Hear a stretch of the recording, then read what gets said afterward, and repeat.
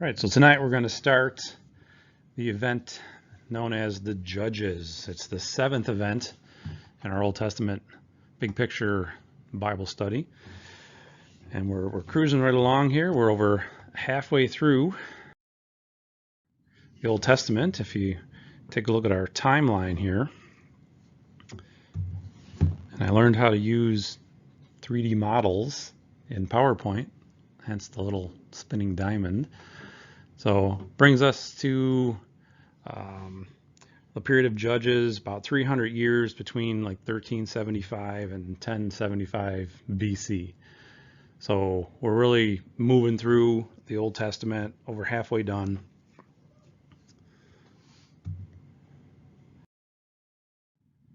So in the book of Judges, there's a verse that's repeated a bunch of times, and you can call it the key verse in the book of Judges.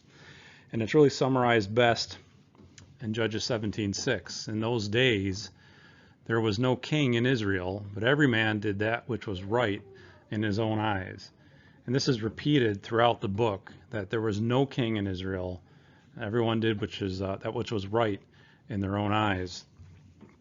So it really sets the stage for this time period. And this is the time period our last event, we talked about the conquest, where Israel finally made it out of the wilderness and into the promised land, and under the leadership of Joshua, they went in, they conquered Jericho and then Ai, and they went on with a whole bunch of other battles. They had a southern campaign. First they took the southern part of Canaan, and then they moved on and conquered the northern part. And now after the main bulk of the fighting is done, the Israelites are settling down now, and they're getting into the day-to-day, and a country needs a government to run. If you remember, after we had the dispensation, you had, that's okay. After the flood, God instituted the dispensation of human government, where God placed the responsibility on mankind to police themselves and instituted a death penalty. Prior to that, it was just, you just had to follow your conscience. So they moved into a country needs a government to run. So they need some sort of an establishment to keep the peace, to execute justice and judgment. And they don't have a king. At this time, it was more of a theocracy. So God was the head ruling over the country through the priests, and God would raise up these judges that would perform the day-to-day, the legal stuff, hearing trials and making decisions. And it's interesting because this whole setting where every man did that which was right in their own eyes, I've seen this with other dispensations. People tend to get stuck in previous dispensations. See, they all did which was right in their own eyes. That would have been fine a couple dispensations ago. Back after the fall, when Adam and Eve were kicked out of the garden, that was all they had to do, the age of conscience. Adam and Eve wanted to know the difference between right and wrong, so they ate of the fruit. They became wise to know what was right and what was wrong, and now that they knew, God's like, go live by your conscience now. What you believe is right, do it. That's what he said to Abel. If you do right, or to Cain, sorry, he said if you do right, you'll be accepted. So if the people in the time of Judges were living during the age of conscience, that would have been great. But during this time period, they happen to have a lot more than just their conscience, right? They just got finished with the conquest. Before that was, their exile and stuff, their exodus out of Egypt. And what did they get while they were in the wilderness? They got the law. So they have more than their conscience. The age of conscience was just the law written on their hearts. They ate of the fruit. They learned what was right and wrong. They had to obey what was in their heart. Now, under the age of the law, God made a covenant with them and said, you need to keep my law, keep all of my statutes and judgments, keep all my law. That was their responsibility. So it wasn't right that this is what they did. Just whatever they believed was right, that's what they did. that wasn't what God was requiring during this dispensation. They're under the law now, the covenant of the law.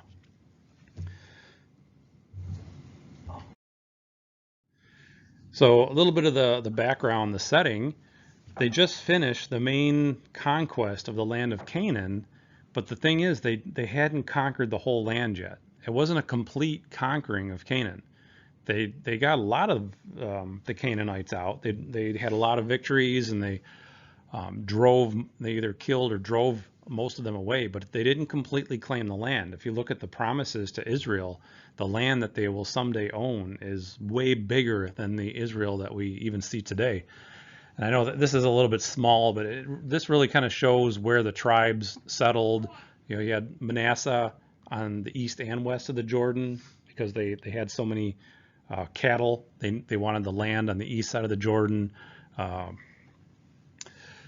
you can see kind of around the edges, like you can see the Philistines there by the Mediterranean.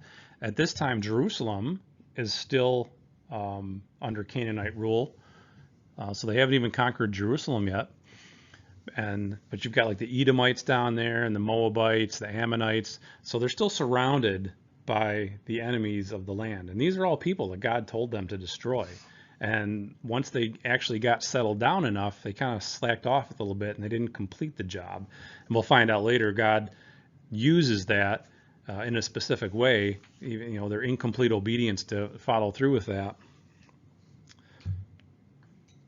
So Israel didn't finish the job. In Judges 1:21, and the children of Benjamin did not drive out the Jebusites that inhabited Jerusalem. So that's, will one day be the capital of Israel, but at this point they hadn't even conquered Jerusalem yet. But the Jebusites dwell with the children of Benjamin in Jerusalem unto this day. So God actually left these enemies in the land to test Israel. In Judges 3:1, now these are the nations which the Lord left to prove Israel by them, even as many of Israel as had not known all the wars of Canaan. So these enemies would actually be something that God would use to put them to the test, to see if they'd be faithful, if they would still trust God, still go after God, in spite of the temptations and the problems that these enemies in the land would bring.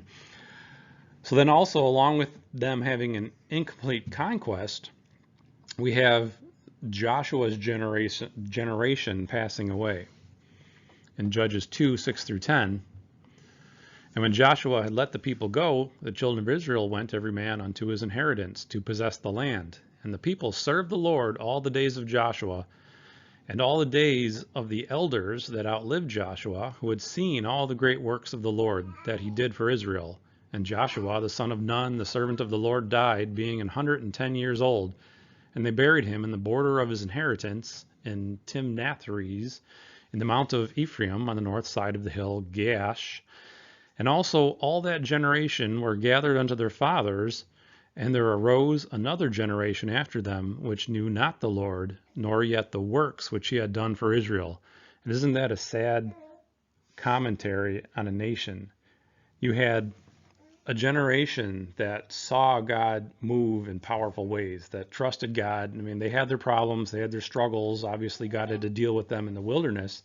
But once those non-believers are weeded out, I mean, this was a generation of faith, the generation of Joshua that had the faith to go in and conquer the land and defeat giants. I mean, there was giants in the land and huge walled cities, enemies that knew they were coming and were able to prepare and dig in, and yet they had the faith to go and take the land, and God was with them and worked great miracles. Even Joshua told the sun and the moon to stand still, and God held the sun and the moon still, and rained down huge hailstones from heaven that killed more people than the people of Israel killed during the battle. So they saw these great works of God, and they had strong faith.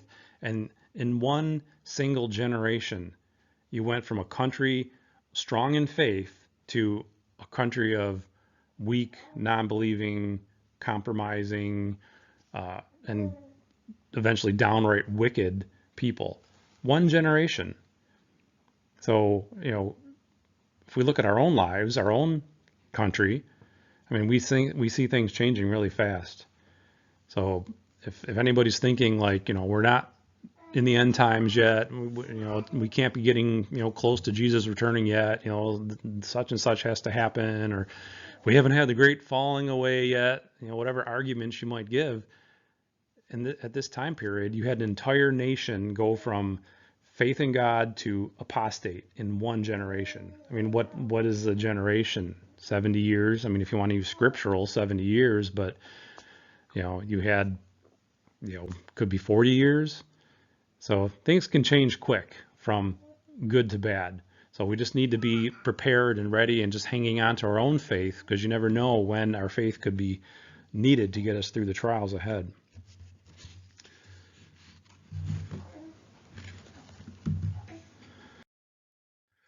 So has anybody heard of the Judges cycle?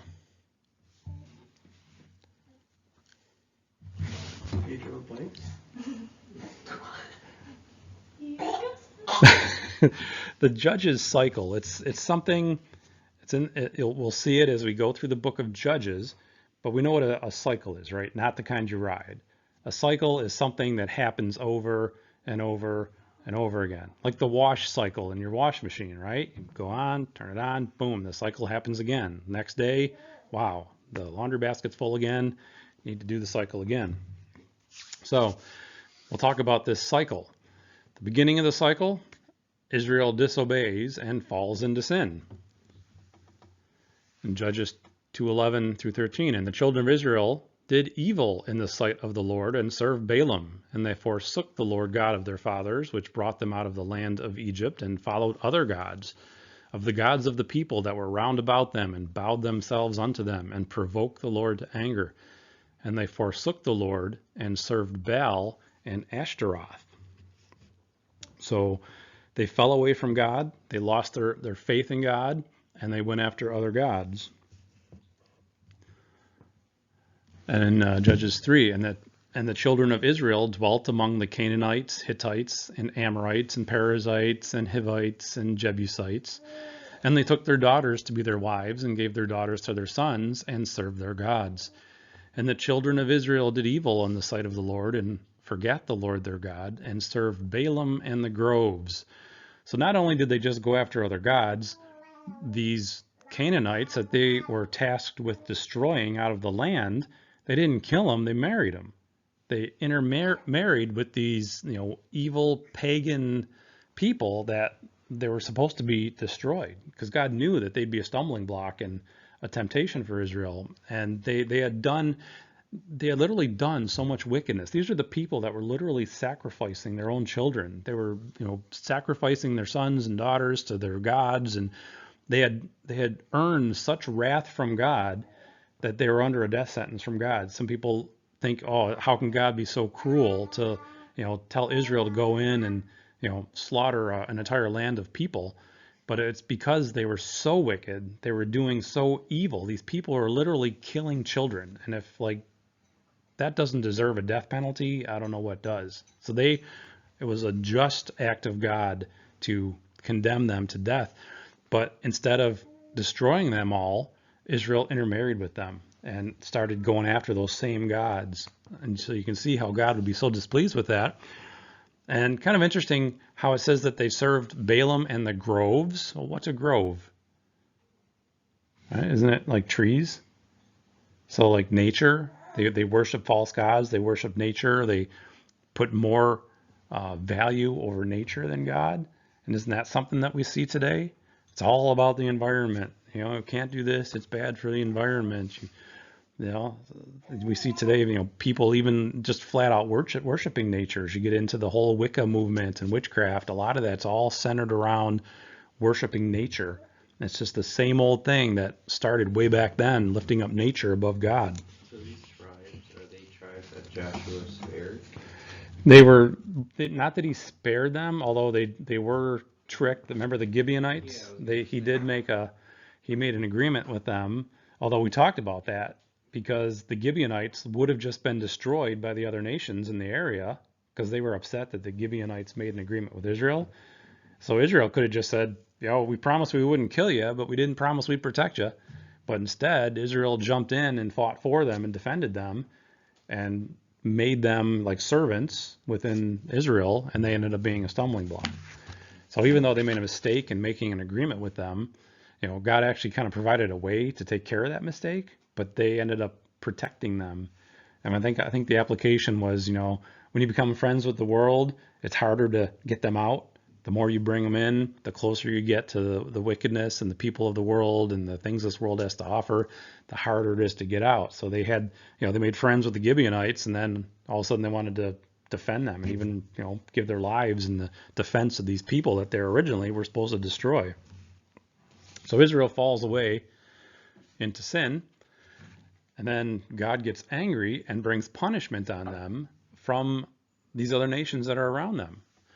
In Judges 2, and the anger of the Lord was hot against Israel, and he delivered them into the hands of the spoilers that spoiled them, and he sold them into the hands of their enemies round about, so that they could any longer stand before their enemies.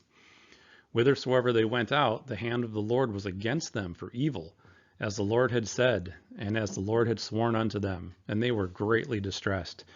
So Israel would fall into sin, worship other gods, do evil, and then God would bring their enemies. He used these enemies, these other nations, the Philistines and the Amorites and the Ammonites. He'd use them as a tool to actually bring punishment upon Israel. But then, when Israel was so beaten down, they'd finally come to a place of repentance, and they would admit what they did, what they were doing was wrong. They would turn away from those other gods. They'd admit, okay, you are the true God, Lord. Please forgive us. Have mercy on us. Don't completely destroy us. Our lives are destroyed. We've lost everything. So they would repent, and then God would forgive them. In Judges 2, nevertheless, the Lord raised up judges, which delivered them out of the hand of those that spoiled them. And yet they would not hearken unto their judge, but they went a whoring after other gods, and bowed themselves unto them. They turned quickly out of the way which their fathers walked in, obeying the commandments of the Lord, but they did not so. And when the Lord raised them up judges, then the Lord was with the judge, and delivered them out of the hand of their enemies all the days of the judge. For it repented the Lord because of their groanings, by reason of them that oppressed them and vexed them. So God would bring these enemies along. They'd punish Israel, oppress them, fight against them, take their land, take their homes, until Israel finally was brought to repentance. And then God would raise up a judge. And then that judge would be like a military, social, political leader who would lead the people of Israel against their enemies, drive them back, give them deliverance and rest from their enemies, and then they would have a time of peace. But then the cycle starts over again. You go back to step one, they disobey again, they fall back into sin.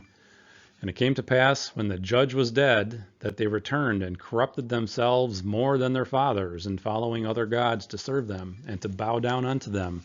They ceased not from their own doings, nor from their stubborn way. So this is the theme, the cycle of the book of Judges. This whole time period of Judges is Israel just serving God, falling away into sin, getting punished and getting beaten down by their enemies, coming to a point of repentance, and then God raising up a judge who delivers them and gives them a time of peace, and then go back to step one and start all over again. That's the whole book of Judges in a nutshell.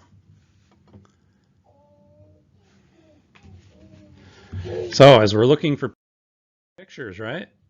We're always looking for the big picture in our big picture study. Another 3D model.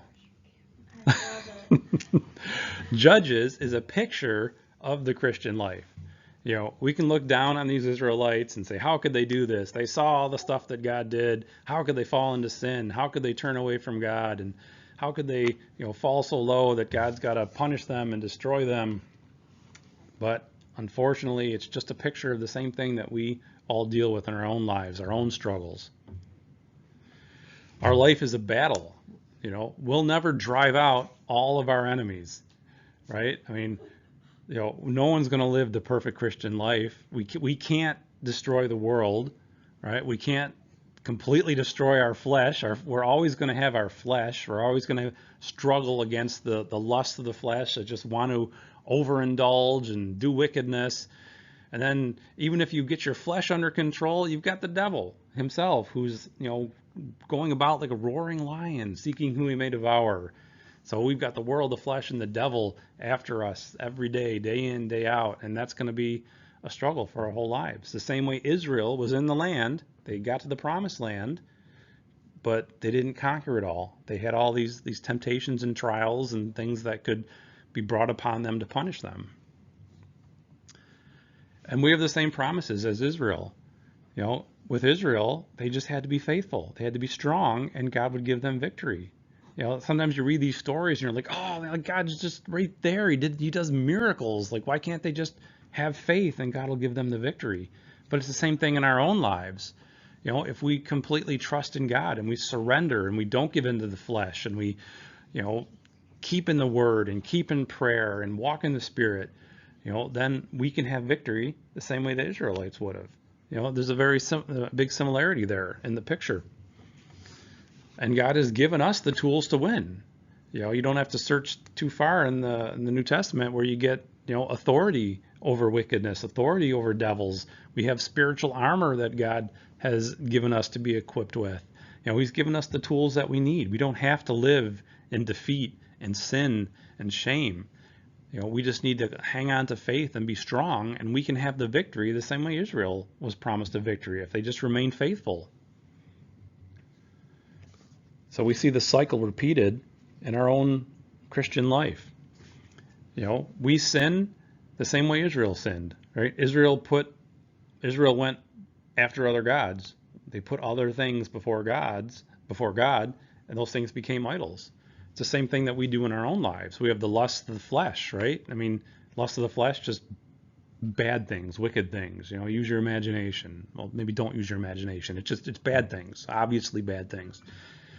You know, then the lust of the eyes, even neutral things that aren't flat out wicked can become an idol and take you away from God. Things like money, family, career, stuff that in itself isn't wicked or evil, but if it takes the place of God and you're going after money with all your heart or a career and you push God out of the picture, then that's going after a false god. The same way Israel did. You know, that's just a picture of the things that we struggle with today. And then you got the prideful things, what I like to think the hidden things, the things of the heart, you know, pride, jealousy, envy, hatred.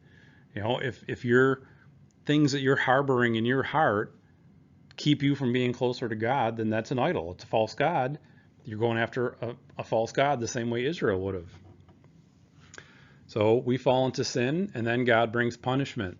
In Hebrews, it talks about God punishing us. For whom the Lord loveth, he chasteneth, and scourgeth every son whom he receiveth. If ye endure chastening, God deal with you as with sons. For what son is he whom the Father chasteneth not? But if ye be without chastisement, whereof all are partakers, then are ye bastards and not sons.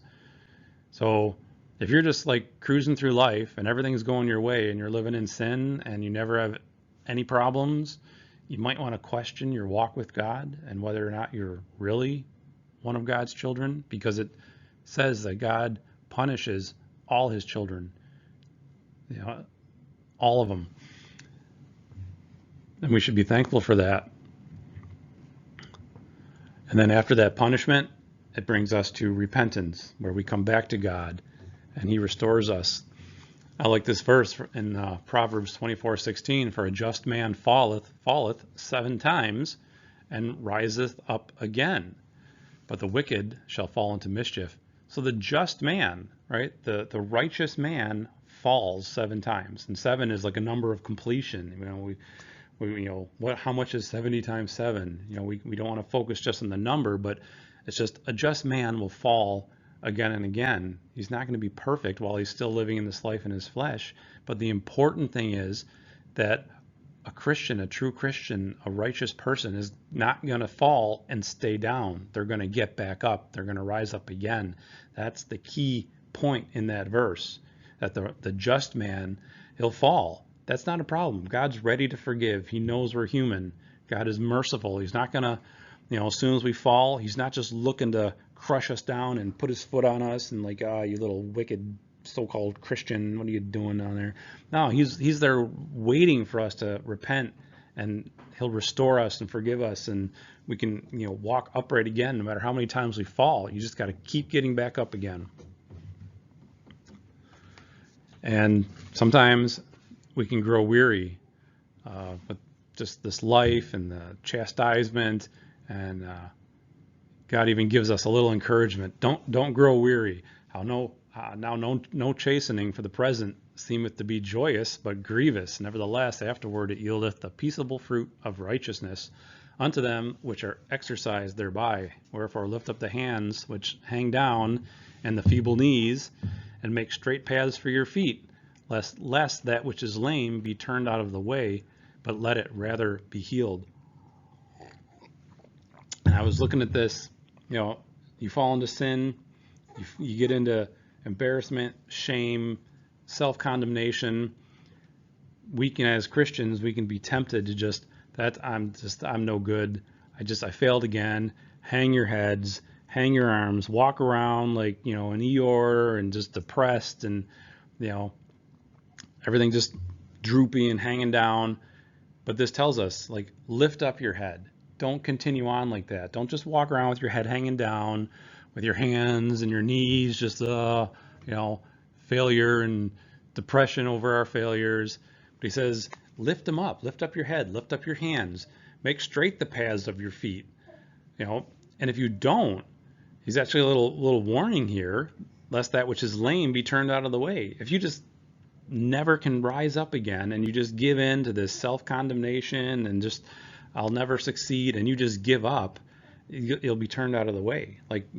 You're going to just go on a path where you're not going to do anything for God for a long time until you finally repent and pick yourself up. So there's a little encouragement there to don't grow weary. When you do fall, don't stay down, strengthen yourself, stand back up, and go forward for God. So God's tools for judgment. We're going to start getting into a little bit of the nitty gritty of Judges. Still an overview. I'm not going to dig into each judge real in detail, but as I'm looking for pictures, I think there's some really kind of cool applications that are kind of fun to look through. So the oppressors. While Israel was in the land, we had the Mesopotamians were one of the primary oppressors that God used. The Moabites, who were led by King Eglon, who you'd think it was something if your name is mentioned in the Bible, but the Bible literally says he was a very fat man. If there's anything that you want the Bible to say about you, I don't know if I would pick that.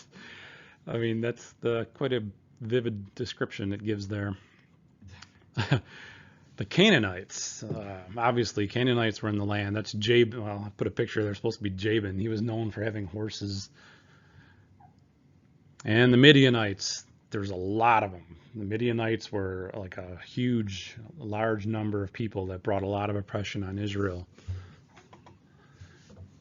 The Ammonites, and here's just a map of before the conquest, when the spies went up through the land, when they went to spy out the land. So you can kind of see a little better here how the different enemies were laid out there. The Amalekites down there in the south, and the Edomites, the Moabites, the Philistines, on the west side there along the Mediterranean.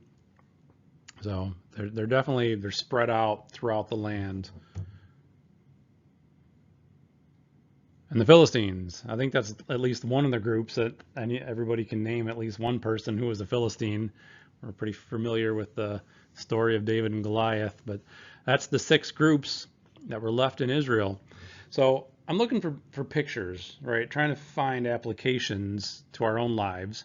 And I found some interesting things, but keep in mind that this is not an exhaustive study.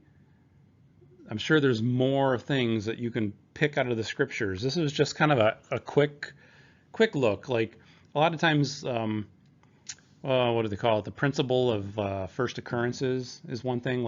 If you look in the Bible and you find out the first time the thing was mentioned in the scriptures, you can usually find out something that's interesting or applicable about it, right? So like the Mesopotamians, right? So you look in the Bible, do a Bible search. What's the first time that it comes up in the Bible? What can you learn about it? So I kind of did that with these different groups and kind of came up with a little fact of each. And I'm trying to see how we can apply it to our lives and how it can be like a modern day oppressor. So the Mesopotamians were, the first time Mesopotamia comes up, it's where Abraham was living before he left to serve God and go up to Haran. So before he left and went up to Haran, he was living in Mesopotamia, like down in Ur, the Chaldees. It was considered Mesopotamia. So that was like life before God, right? So I think that could picture our past life. So if Mesopotamia pictures like our past life, that could be something that can either be a temptation to us, right? Because Israel intermarried and mixed with these people and they became a stumbling block and they went after their gods. But then those same people were also used as punishment and brought back to, oppress them and fight against them and defeat them. So the Mesopotamians could picture our past life. As we go in our Christian lives, particularly as a new Christian, if you've recently come to faith, you've got a lot of stuff in your past life that you need to deal with that's going to continuously be an attack on you or a temptation to try to pull you away from God. But then also, if you fall away from God, he may be able to actually use your past life against you in some way. Maybe something you did in your past gets thrown back up in your face, or some person that you wronged in your past might come back into your life. So it's just maybe a way that God could use something, to punish us or bring some sort of a discipline upon us if we're not walking upright with him. Does anybody remember where the Moabites came from?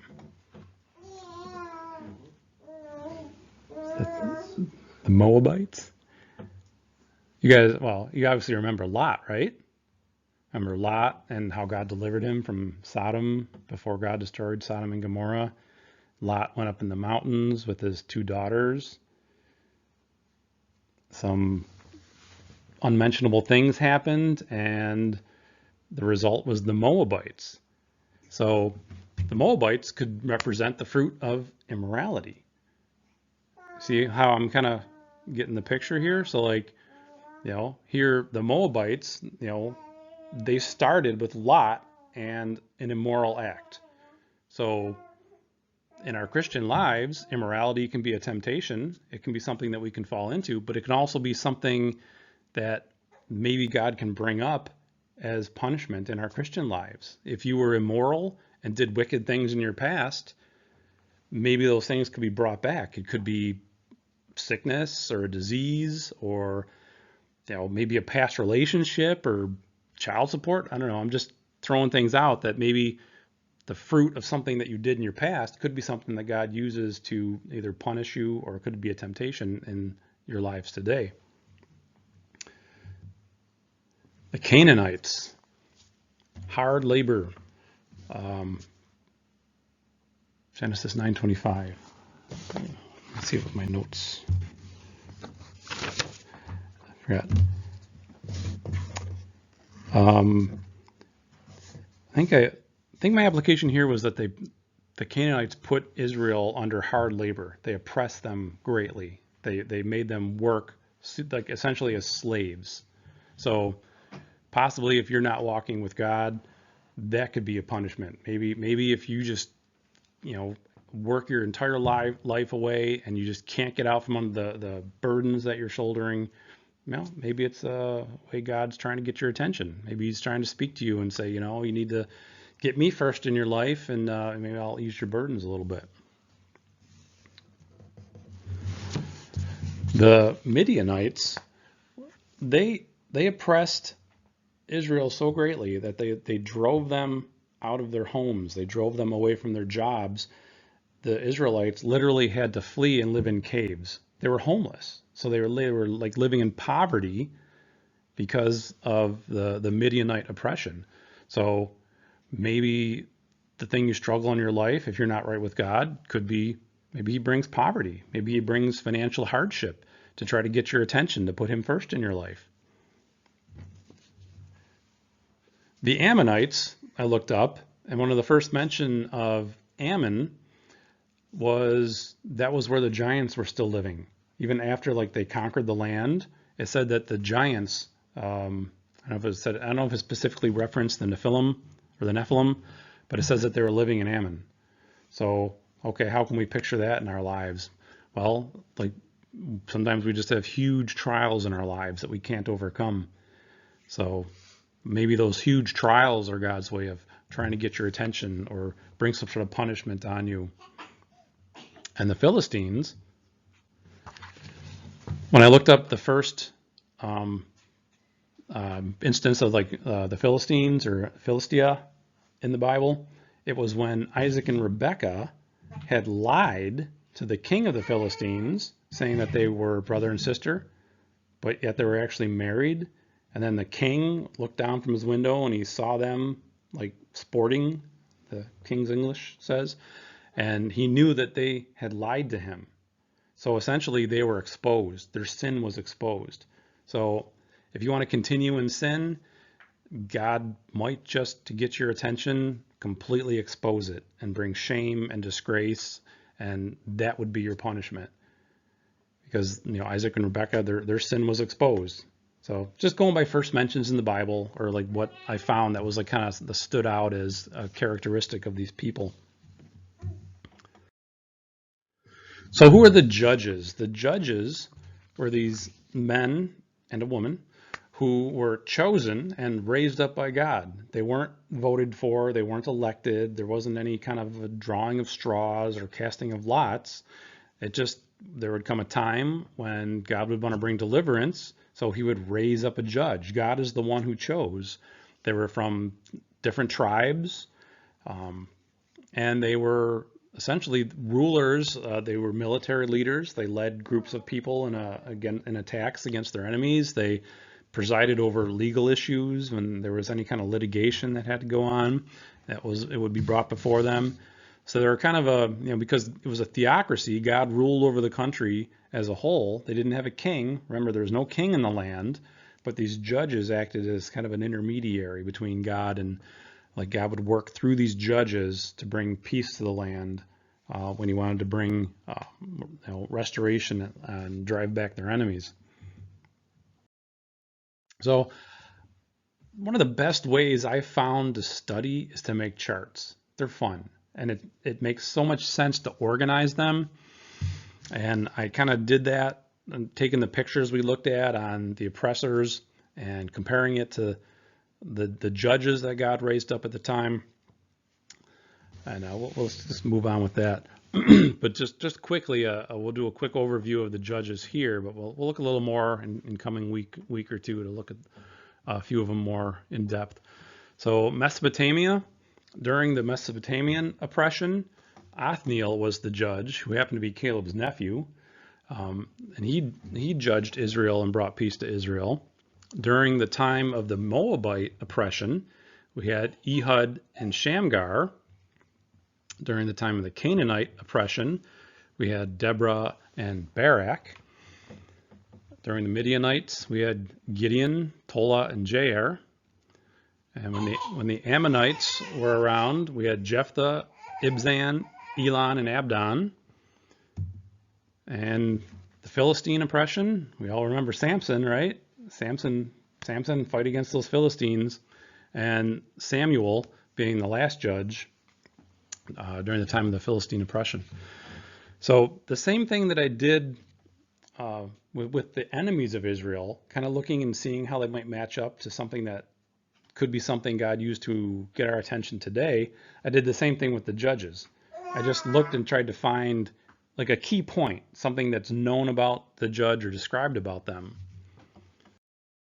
and how it could be a tool that God could, or that we could use, or God could help us to use for deliverance from whatever's oppressing us.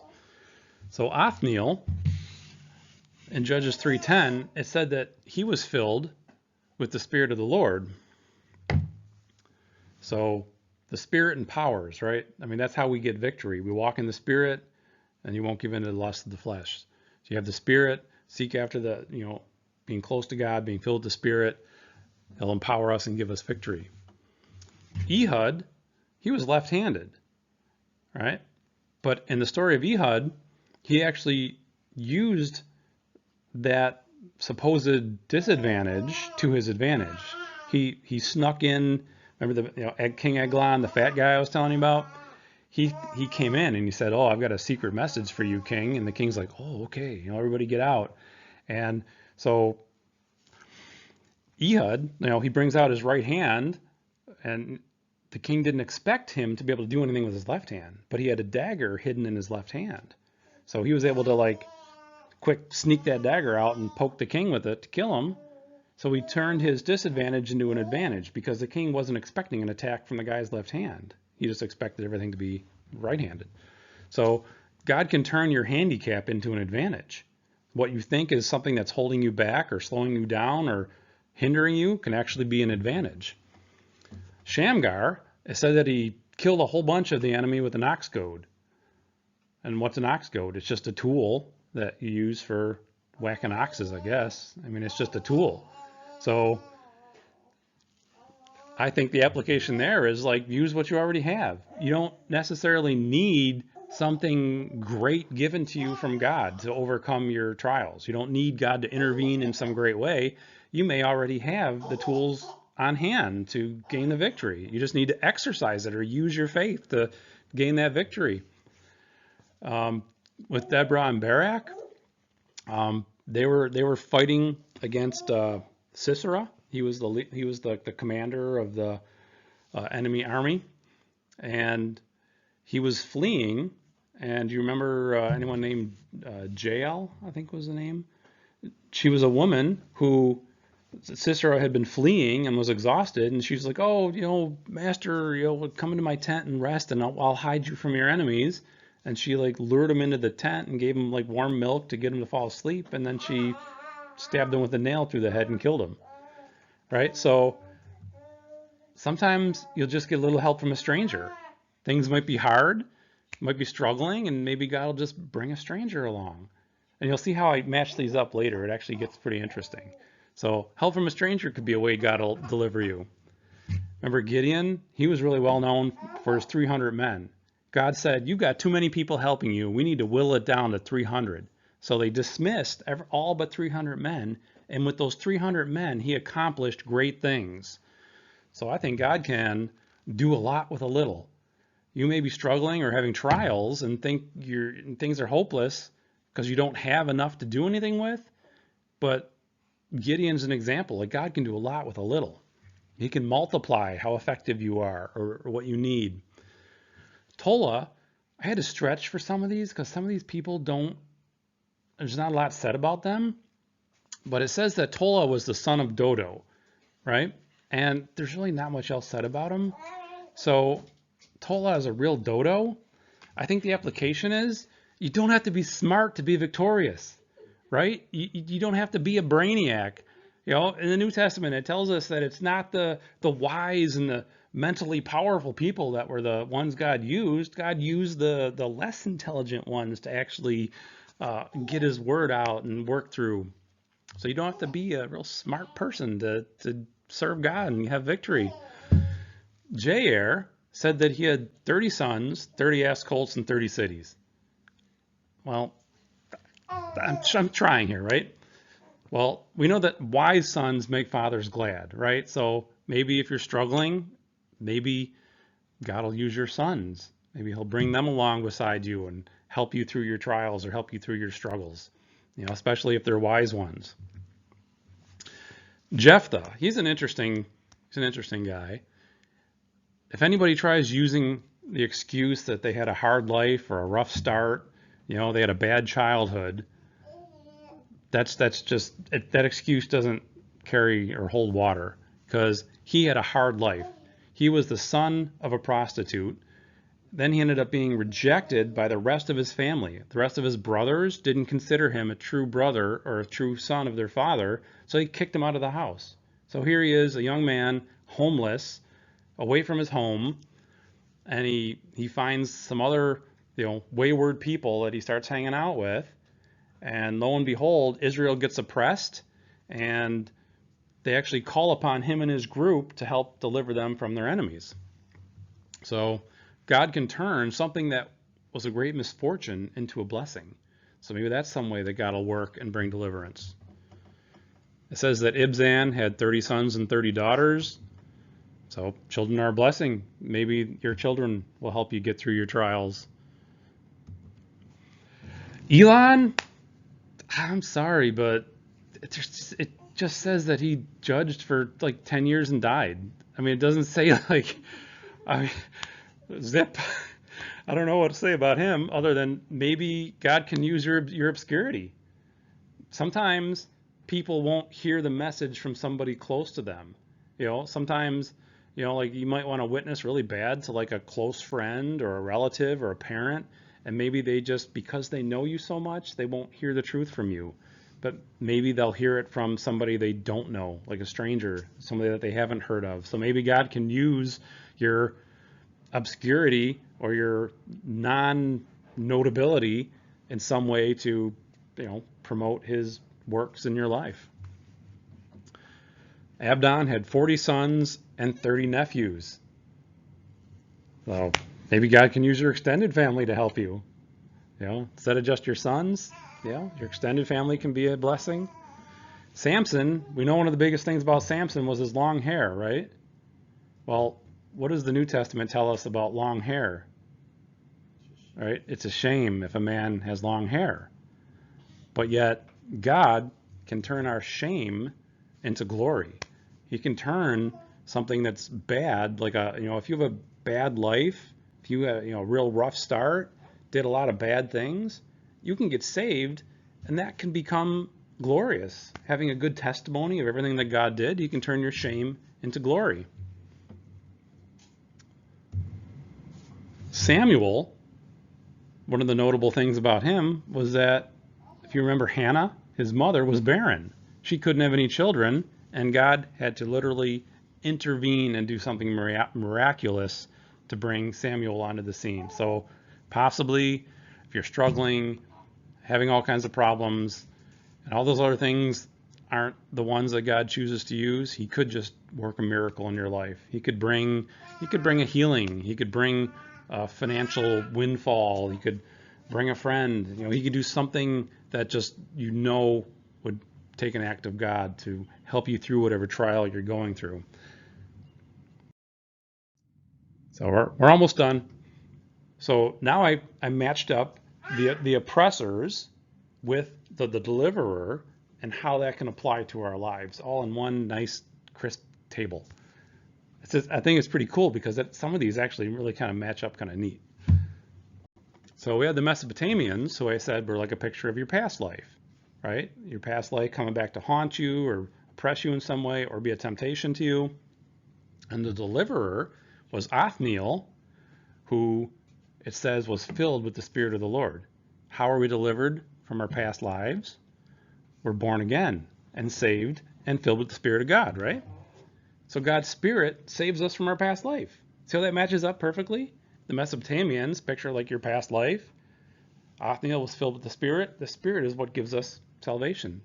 Our old lives are done away with by us being filled with the Spirit and at the point of salvation. The Moabites represented immorality, the children of Lot and his daughters. Ehud and Shamgar were the two judges that delivered Israel during that time of immorality. And what were their defining characteristics? And there could be more. I just picked out a couple. It was not an in-depth study on them. But Ehud, the left-handed guy, God turned his weakness to an advantage. So maybe if you're struggling with immorality and just like trying to get out of it and just feel like you don't have like what it takes, maybe God can turn your weakness into an advantage. Instead of struggling with sin, if you turn that into a testimony, if you struggle with immorality in some way or some sort of temptations, talk to others about it. Use this as an example. You can use it as even a witnessing thing or to encourage other Christians. Say, yeah, I struggle with that all the time. It's like such a weakness in my life, but God's given me the strength. I'm doing it day by day. And God can turn that weakness to something that he can use for his advantage in your testimony and to encourage other people. Shamgar had the ox goad just use what you have. Sometimes people are, stuck in sin. They just can't get out of it. And they just, they think, God, just give me this or give me that to like help me get out of this. Well, sometimes God just sits back and waits because you've already got everything you need. He's already given you his Holy Spirit. He's given you faith. He's given you access to him through prayer. So sometimes you just need to use what God has already given you. Use what's at hand. Get on your knees and pray for deliverance. Strengthen your faith in God to deliver you from whatever you're struggling with. The Canaanites oppressed Israel with hard labor. The deliverer was Deborah and Barak, who kind of pictured help from a stranger. Sometimes if you're going through a really hard time, maybe you just need to talk to somebody. Maybe you just need to have somebody come up along beside you to kind of share the burden. Maybe that'll be a way that God can bring deliverance from the hard labor. The Midianites, poverty, homelessness. They were living in caves. We had Gideon, Tola, and Jair, who were the judges during that time. Gideon doing a lot with a little. Isn't that kind of a, if you're in poverty, do a lot with a little, search those pantries and just, anyone who's like a mother for any length of time knows that they can make nice meals with a lot of just like a little bit. They can take a little bit that they can find and put it together and feed a whole lot of little mouths. God can multiply your effectiveness.